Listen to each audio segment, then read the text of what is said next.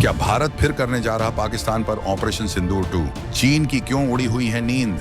PM Modi की खामोशी किसी बड़े तूफान का इशारा है। क्या पहले से बड़ा होगा पाक पर एक्शन? पाक के साथ फिर आया चीन तो बड़ा एक्शन लेगा भारत। चीन के इलाज के लिए बाहर आए 6 महायोद्धा। हाइपरसोनिक मिसाइल से लेकर काली 20,000 और दुर्गा 2 लेजर शक्ति भी मैदान में उतरने को हैं। रेडी।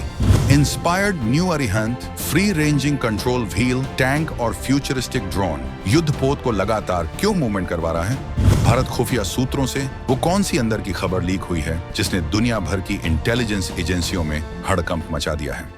भारत और पाकिस्तान के बीच फिलहाल सीधी फायरिंग भले ही थम गई हो, तोपों की गरज भले ही शांत हो गई हो, लेकिन जंग का मैदान अब एक नए लेवल पर शिफ्ट हो चुका है। ये वो जंग है जो दिमाग से लड़ी जा रही है, टेक्नोलॉजी से लड़ी जा रही है और जिसमें भारत ने पाकिस्तान को ऐसी पटखनी दी है कि आने वाले कई सालों तक वो अपने जख्मों को सहलाता रहेगा। पाकिस्तान से जो तस्वीरें और खबरें छन छन कर बाहर आ रही हैं, वो इस बात का जीता जागता सबूत है कि भारत का जवाबी हमला कितना जबरदस्त और कितना सटीक था। पाकिस्तान के कई एयरबेस के चिथड़े उड़ चुके हैं। लाहौर के पास, कराची के करीब और खासकर रहीम यार खान एयरबेस से जो तस्वीरें लीक हुई हैं, उनमें साफ देखा जा सकता है कि कैसे पाकिस्तान मलबे के ढेर उठा रहा है। रहीम यार खान एयरबेस पर तो पाकिस्तानी फौज ने बाकायदा वर्क इन प्रोग्रेस का बोर्ड लगा दिया है, जैसे कोई कंस्ट्रक्शन साइट चल रही हो। ये कंस्ट्रक्शन साइट नहीं, बल्कि भारत के प्रचंड प्रहार के बाद अपनी बर्बादी को छुपाने की नाकाम कोशिश है। पाकिस्तान इस छोटे से मगर घातक संघर्ष से उबरने में कई साल लगा देगा। उसकी इकोनॉमी पहले ही वेंटिलेटर पर है और अब यह सैन्य नुकसान उसे कटोरा लेकर दुनिया भर में घूमने पर मजबूर कर देगा।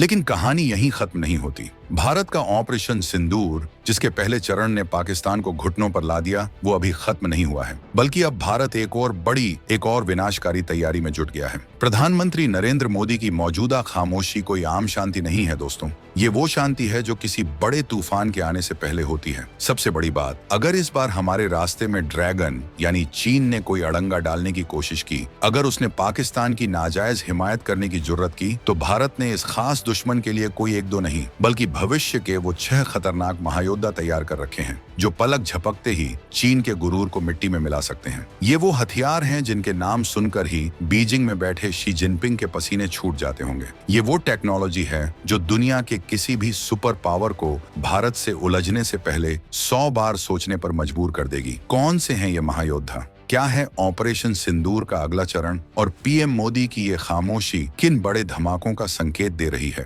हम आपको बताएंगे इस धमाकेदार खबर की पूरी कहानी, तो बने रहिएगा वीडियो पर। और इस संबंध में आपके जो भी विचार हो, कमेंट में लिखकर जरूर बताइएगा। पाकिस्तान और चीन को लेकर मौन क्यों है पीएम मोदी? क्या फिर से कुछ बड़ा होने वाला? तो सबसे पहले बात करते हैं ऑपरेशन सिंदूर के अगले फेज की और प्रधानमंत्री मोदी की उस रहस्यमयी चुप्पी की, जिसने दुश्मनों की नींद हराम कर रखी है। खुफिया सूत्रों और डिफेंस एक्सपर्ट्स की माने तो भारत सरकार और हमारी सेनाएं एक बहुत बड़े और निर्णायक सैन्य एक्शन की तैयारी में हैं। ये एक्शन सिर्फ पाकिस्तान तक सीमित नहीं होगा, बल्कि उन सभी ताकतों को एक कड़ा संदेश देगा जो भारत की अखंडता और संप्रभुता पर बुरी नजर रखती हैं। पीएम मोदी की चुप्पी को समझने के लिए आपको उनके काम करने के तरीके को समझना होगा। वो जब भी कोई बड़ा फैसला लेते हैं, उससे पहले पूरी तरह से शांत रहते हैं, सारी तैयारियों को अंतिम रूप देते हैं और फिर अचानक ऐसा धमाका करते हैं कि दुनिया देखती रह जाती है। इस बार भी कुछ ऐसा ही होने वाला है। अंदर खाने खबर है कि भारत अपनी इंटेलिजेंस ग्रिड को और मजबूत कर रहा है। बॉर्डर पर फौज की मूवमेंट को नए सिरे से प्लान किया जा रहा है और सबसे अहम बात, उन वेपन्स सिस्टम को एक्टिवेट किया जा रहा है जो अब तक सिर्फ टेस्टिंग फेज में थे या जिन्हें खास मौकों के लिए रिजर्व रखा गया था। ये शांति दरअसल एक साइलेंट वॉर प्रिपरेशन है। भारत अब किसी भी प्रोवोकेशन का जवाब देने के लिए पूरी तरह तैयार है और ये जवाब पहले से कहीं ज्यादा घातक और निर्णायक होगा। खुफिया सूत्रों से पता चला है कि चीन अगर भारत के रास्ते में आया तो उसके लिए भारत ने 1-2 नहीं, बल्कि अत्याधुनिक 6 महायोद्धा तैयार हो चुके हैं। ये 6 महायोद्धा ऐसे हैं जो जमीन, आसमान और समंदर तीनों मोर्चों पर दुश्मन को घुटने टेकने पर मजबूर कर देंगे। हाइपरसोनिक ग्लाइड व्हीकल, युद्ध का भविष्य। सबसे पहले बात करते हैं हाइपरसोनिक ग्लाइड व्हीकल यानी HGV की। दोस्तों, ये कोई आम मिसाइल नहीं है, ये युद्ध का भविष्य है, एक ऐसा वेपन सिस्टम जो गेम चेंजर साबित होगा। HGV को पहले एक रॉकेट से एटमॉस्फेयर के ऊपर लॉन्च किया जाता है और फिर वहां से ये आवाज की रफ्तार से 5 गुना, 10 गुना या उससे भी ज्यादा तेजी से ग्लाइड करता हुआ अपने टारगेट की तरफ बढ़ता है। इसकी सबसे बड़ी खासियत है इसकी मैन्यूवरेबिलिटी, यानी ये उड़ान के दौरान अपना रास्ता बदल सकता है। इसका मतलब ये है कि दुश्मन के एयर डिफेंस सिस्टम इसे ट्रैक तो कर सकते हैं, लेकिन इंटरसेप्ट नहीं कर सकते, क्योंकि उन्हें पता ही नहीं चलेगा कि ये अगले पल किस तरफ मुड़ जाएगा। चीन और पाकिस्तान के पास ऐसा कोई डिफेंस सिस्टम नहीं है जो एक फुली ऑपरेशनल एचईवी को रोक सके। 2025 तक भारत अपने एचईवी प्रोग्राम में महारत हासिल कर चुका होगा और ये वेपन सिस्टम हमारी सेनाओं के तरकश का सबसे घातक तीर होगा। सोचिए, एक ऐसा हथियार जो बिना किसी वार्निंग के, बिना किसी आहट के दुश्मन के किसी भी ठिकाने को मिनटों में तबाह कर दे। ये है एचजीवी की ताकत। दूसरा महायुद्ध, आकाश एनजी और ब्रह्मोस एनजी। अब बात करते हैं भारत के दो और शक्तिशाली मिसाइल सिस्टम्स की, आकाश नेक्स्ट जनरेशन एनजी और BrahMos next generation NG. Akash NG एक medium range surface to air missile है जो दुश्मन के फाइटर जेट्स, ड्रोन्स और क्रूज मिसाइलों को आसमान में ही मार गिराने के लिए डिजाइन की गई है। इसकी रेंज पहले के आकाश मिसाइल से कहीं ज्यादा है। इसका सीकर और भी एडवांस है और ये एक साथ कई टारगेट्स को एंगेज कर सकती है। ये हमारे एयर डिफेंस का एक मजबूत किला है। दूसरी तरफ ब्रह्मोस एनजी तो पहले से ही दुनिया की सबसे तेज सुपरसोनिक क्रूज मिसाइल ब्रह्मोस का छोटा, हल्का और भी ज्यादा घातक वर्जन है। इसे सुखोई 30 MKI जैसे फाइटर जेट्स से भी लॉन्च किया जा सकता है, जिससे इसकी मारक क्षमता कई गुना बढ़ जाती है। ब्रह्मोस एनजी की स्पीड, सटीकता और विनाशकारी ताकत इसे अपने क्लास में सबसे खतरनाक मिसाइल बनाती है। ये जमीन, हवा और समंदर कहीं से भी लॉन्च होकर दुश्मन के बड़े बड़े वॉरशिप्स, कमांड सेंटर्स और बंकरों को पलक झपकते ही नेस्तनाबूद कर सकती है। 2025 तक इन दोनों एनजी वेरिएंट्स की लार्ज स्केल पर तैनाती हमारी सेनाओं को एक अजेय बढ़त दिलाएगी। दुश्मन होशियार, आ रहा है भारत का प्रहार।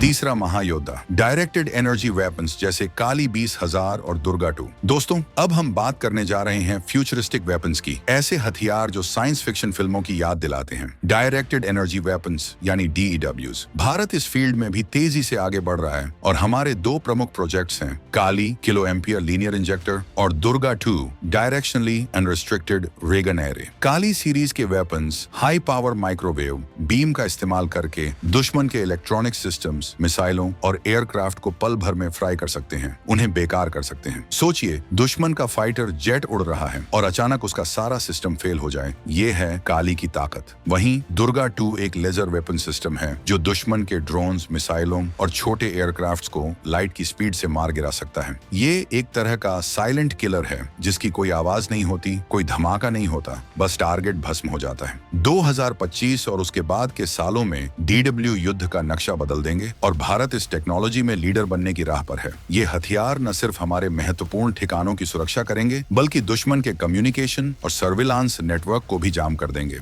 चौथा महायुद्ध, भारत के अत्याधुनिक ड्रोन वाले युद्धपोत। समंदर में चीन की बढ़ती दादागिरी का जवाब देने के लिए भारत अब आर्टिफिशियल इंटेलिजेंस, AI और ड्रोन टेक्नोलॉजी से लैस अत्याधुनिक युद्धपोत तैयार कर रहा है। ये सिर्फ ओबीचनीय सामान्य युद्धपोत नहीं होंगे, बल्कि ये स्मार्ट वॉरशिप्स होंगे जो बड़े पैमाने पर unmanned aerial vehicles, UAVs, unmanned under water vehicles, UUVs और सरफेस ड्रोन्स को ऑपरेट कर सकेंगे। कल्पना कीजिए, एक मदरशिप सैकड़ों छोटे छोटे हमलावर ड्रोन्स का झुंड समंदर में या हवा में छोड़ रही है, जो दुश्मन के जहाजों और सबमरीन्स पर आत्मघाती हमले कर रहे हैं। ये ड्रोन न सिर्फ सर्विलांस और जासूसी का काम करेंगे, बल्कि दुश्मन के टारगेट्स को पहचान कर उन्हें तबाह भी कर सकेंगे। इससे हमारे नौसैनिकों की जान का जोखिम भी कम होगा और हमारी मारक क्षमता कई गुना बढ़ जाएगी। 2025 तक ऐसे प्रोटोटाइप्स और शुरुआती मॉडल्स इंडियन नेवी में शामिल होने शुरू हो जाएंगे, जो हिंद महासागर में भारत की धाक को और मजबूत करेंगे। ये समुद्री शिकारी चीन और पाकिस्तान की नेवी के लिए एक बुरा सपना साबित होंगे। जल, थल, नभ सर्वत्र भारत का दबदबा।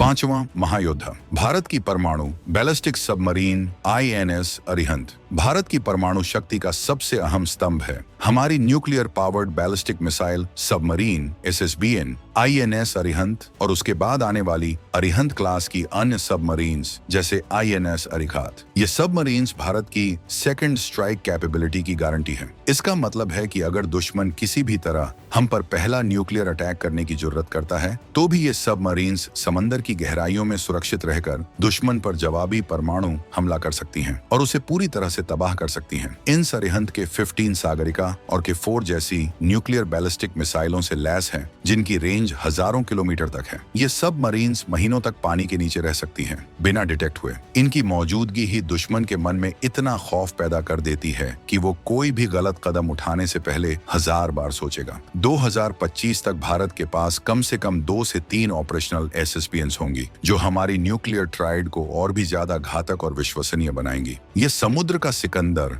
हमारी सुरक्षा का अमोघ कवच है। छठा महायोद्धा, जोरावर और FRCV टैंक। जमीन पर दुश्मन से लोहा लेने के लिए भारत के पास अब हैं जोरावर लाइट टैंक और future ready combat vehicle FRCV programme. Zorawar light tank खास तौर पर लद्दाख जैसे ऊंचाई वाले पहाड़ी इलाकों के लिए डिजाइन किया गया है, जहां भारी भरकम मेन बैटल टैंक ऑपरेट करने में मुश्किल होती है। जोरावर हल्का है, तेज है और अपनी कैटेगरी में जबरदस्त फायर पावर रखता है। ये चीनी सेना के लाइट टैंक्स का मुंहतोड़ जवाब देगा।